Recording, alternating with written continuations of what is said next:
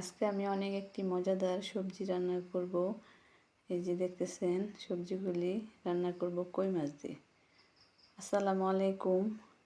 আজকে আমি অনেক লোভনীয় একটি সবজি রান্না করতেছি। সবজিটার নাম হচ্ছে তরই। কারা এলাকায় কী নামে ডাকেন সবাই কমেন্টে বলে যাবেন।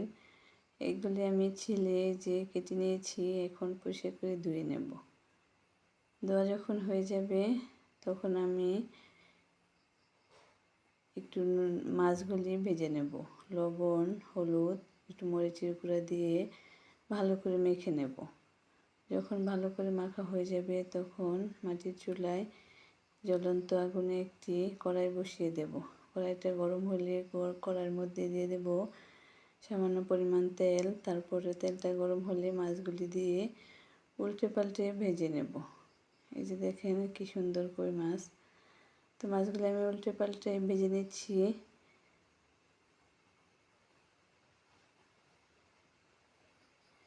তো এই সবজিটা কিন্তু অনেক মজাদার একটি সবজি, যে কোনো মাছ দিয়ে রান্না করলেই অনেক মজা হয়। তারপরে যে আমার মাছগুলি ভাজা হয়ে গেছে, এখন আমি মাছগুলি নামিয়ে নিচ্ছি।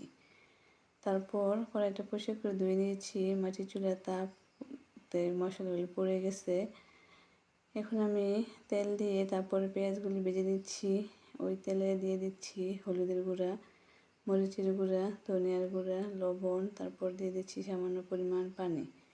পানি দিয়ে মশলাটাকে ভালো করে কষিয়ে নিচ্ছি। যখন মশলাটা কষানো হয়ে যাবে তারপর সবজিগুলি দিয়ে দিচ্ছি। দিয়েও ভালো করে মশলার সাথে সবজিটাকে মিশিয়ে নিচ্ছি। তারপর ঢেকে কিছুক্ষণ জাল করব। কিছুক্ষণ জাল করার পর দেখেন কত পানি উঠছে, আর পানি দেওয়ার প্রয়োজনই হয় না। তো একটু ঝোল খায় আমাদের বাড়িতে, তাই একটু সামান্য পরিমাণ পানি দিয়ে দেব। যে পানি দিয়ে নেড়ে চেড়ে আবারও কিছুক্ষণ যে জাল করছি, বলক এসে গেছে। এখন আমি দিয়ে দেব এই যে ভেজে রাখা মাছগুলি দিয়েও নেড়ে চেড়ে কিছু কাঁচামরিচ দিয়ে কিছুক্ষণ রেখে নামিয়ে ফেলবো। এ হয়ে গেছে অনেক লোভনীয় একটি তরকারি। তো এই তরকারি খেতে কিন্তু অনেক মজা হয়। তো আমার রান্নাটা কেমন হয়েছে সবাই কমেন্টে জানাবেন। দেখেন কতটাই লোভনীয় হয়েছে।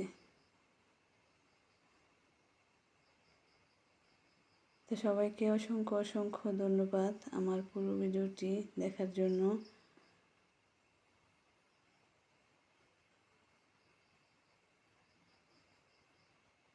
আল্লাহ হাফেজ।